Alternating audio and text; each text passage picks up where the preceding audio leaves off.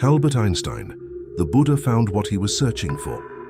Einstein, the genius physicist known for his groundbreaking theories on relativity, and Buddha, the enlightened spiritual leader whose teachings have inspired millions.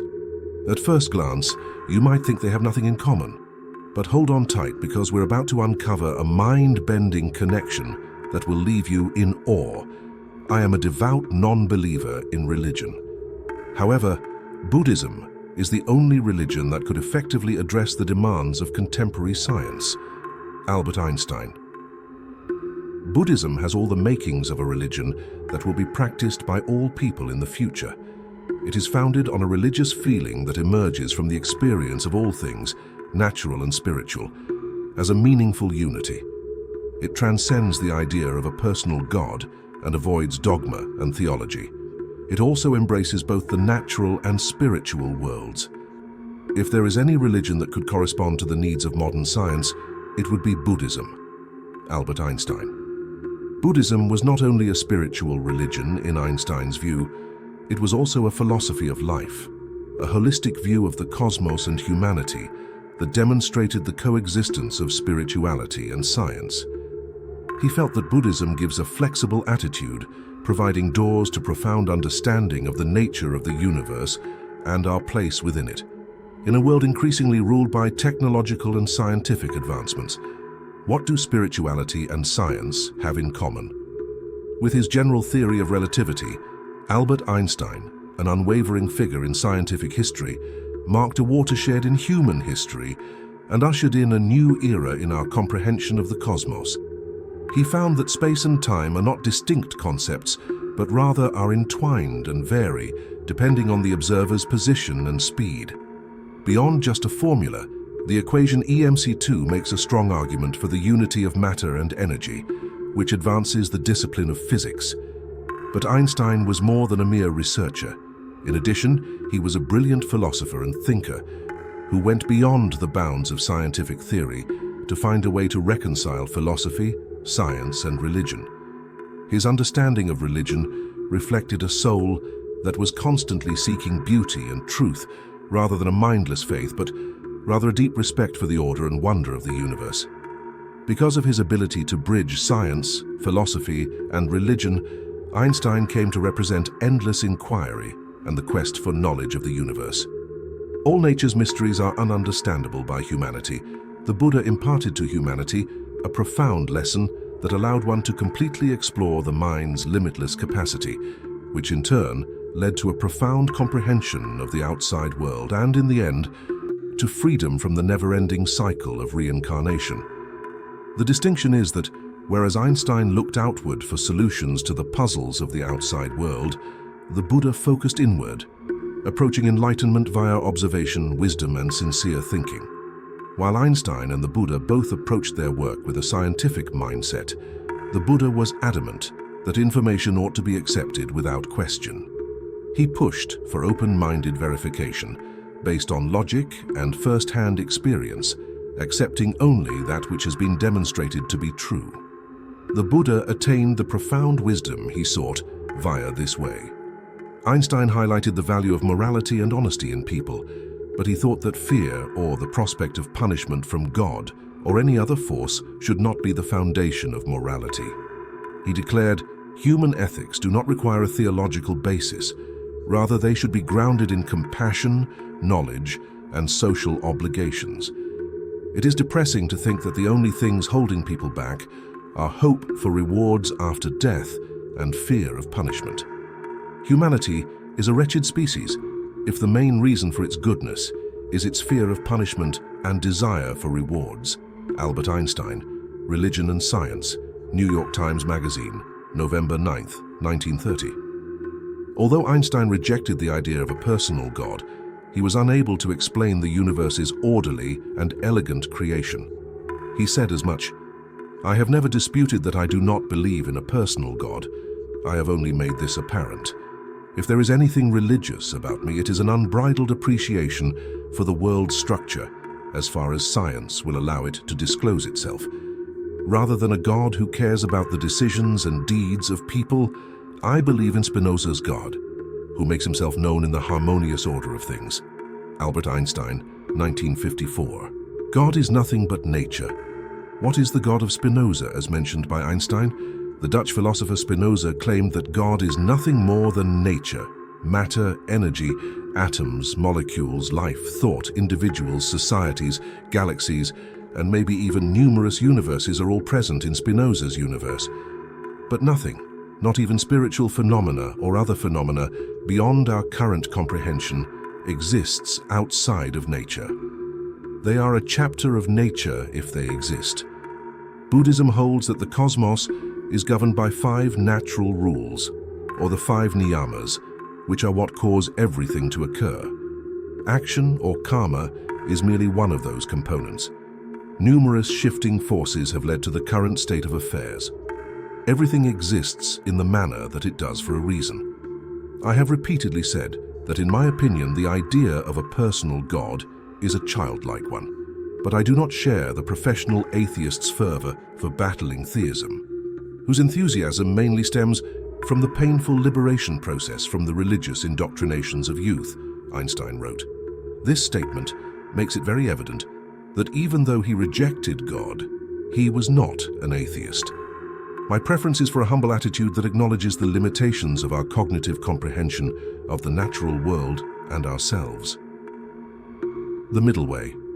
The Buddha was opposed to the conventional Hindu belief of God creating the world, eternalism, as well as materialism among those who do not believe in God.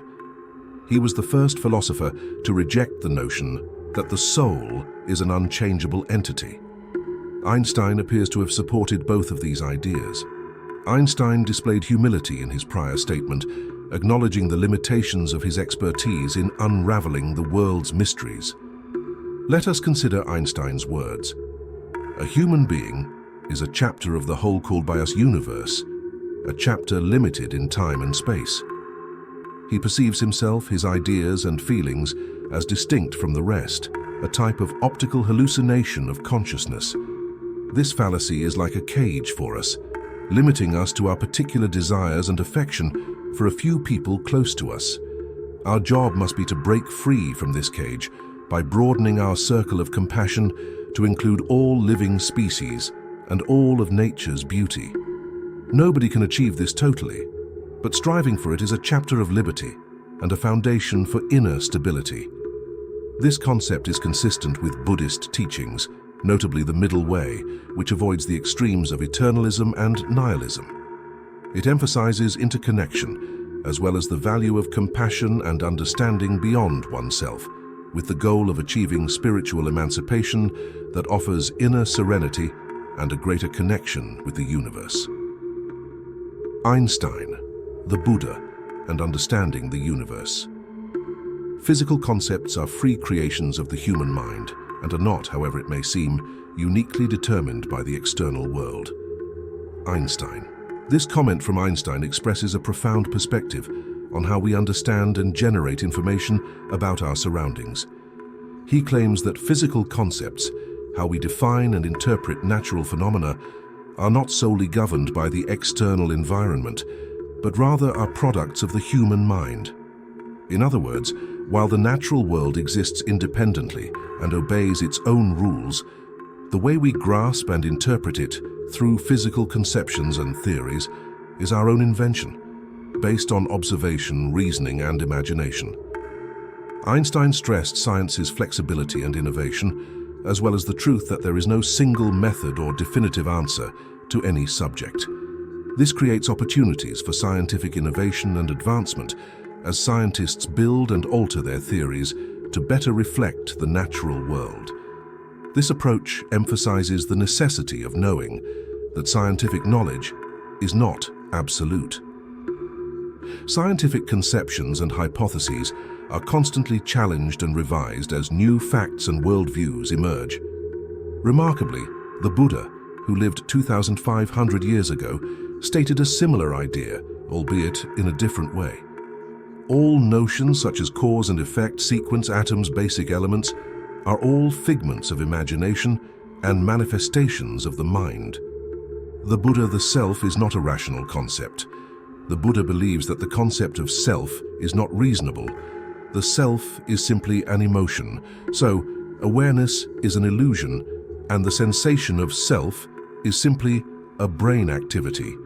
Humans live in an unconscious dreamlike condition, believing in their own existence. As a result, individuals become dependent on conceptions and forms, unaware that they are nothing more than mental activity.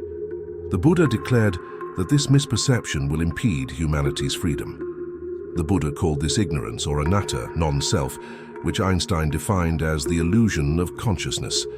The Buddha's remedy to assist us escape this prison is to develop and purify our minds while following a clear road, the Noble Eightfold Road and Four Noble Truths. The Buddha's path also includes showing unbiased compassion to all beings. According to the Buddha, attachment, desire, causes suffering, while also preventing escape from this prison. According to Einstein, this prison limits our love to our closest relationships. He stated that compassion must embrace all living beings in order to escape this prison. Einstein's effort to explore the mysteries of the world can be seen through this statement. The most beautiful and profound experience is the sensation of the mystical. It is the sower of all true science. He to whom this emotion is a stranger, who can no longer wonder and stand wrapped in awe, is as good as dead. To know that what is impenetrable to us really exists, manifesting itself as the highest wisdom and the most radiant beauty which our dull faculties can comprehend only in their primitive forms. This knowledge, this feeling, is at the center of true religiousness. Albert Einstein, The Merging of Spirit and Science. Einstein, the Buddha, and Understanding the Universe. Einstein stated that, despite its enormous intelligence, the human intellect is still incapable of fully comprehending the universe's unfathomable secrets. He never stopped admiring the beauty and order with which nature operates. He described this acceptance and better understanding as authentic religiosity. An intriguing interaction between the Buddha and one of his students reveals a similar approach. The disciple said, "Lord Buddha, how vast is the universe?" The Buddha responded, "Does knowing the size of the universe help you escape from suffering?" When the disciple conceded that it did not, the Buddha replied, "Then why focus on matters that do not help in ending suffering?" Buddhism emphasizes that instead of becoming preoccupied with metaphysical inquiries and curiosities that do not address humanity's central issue, suffering, one should concentrate on determining the causes and answers to it. Buddhism sees the universe as an infinite circle of cause and effect that exists eternally without a precise beginning, but with cycles of renewal and new eras beginning. The lesson shared by Einstein and the Buddha is to free oneself from unnecessary constraints by expanding one's mind and compassion, striving for deep understanding and completely tackling the problem of suffering and the cause of suffering. Buddha taught that those who are concerned with the origin of the universe and other topics are being distracted from the purpose of religious practice. This lesson is commonly illustrated by the tale of the poisoned arrow. Suppose a man gets shot with a poisoned arrow, and his relatives and friends locate a medical professional who can extract the arrow. Should the guy declare, "I refuse to have this arrow taken out until I have confirmation of the shooter's identity and family, and whether they were a merchant, priest, or prince? Until I find out what sort of bow was used, and if the arrowhead was iron or of the regular variety, I won't permit it to be taken off." He won't likely get another chance to hear the replies before he finds out all of this. The Buddha uses this anecdote to teach us that solving immediate issues like pain and a lack of calm in life is more essential than studying the genesis of the universe or engaging in comparable pursuits. Renowned philosopher Bertrand Russell previously gave an explanation for his acceptance of the Buddhist theory of the beginning of the universe. "Of all the religious founders worldwide, I hold the Buddha in the highest regard. The first cause is that the Buddha said nothing concerning the world's beginnings. The only teacher who understood the actual character of the world was the Buddha." Russell Bertrand. It's interesting to note how much attention psychologists and scientists in the present era devote to understanding the mind and brain. In Western psychology and medicine, Buddhist meditation techniques, including mindfulness, breath meditation, and compassion, are frequently employed. In the future, it would be fantastic if more scientists with the same vision as Einstein came out to close the knowledge gap between science and Eastern philosophy.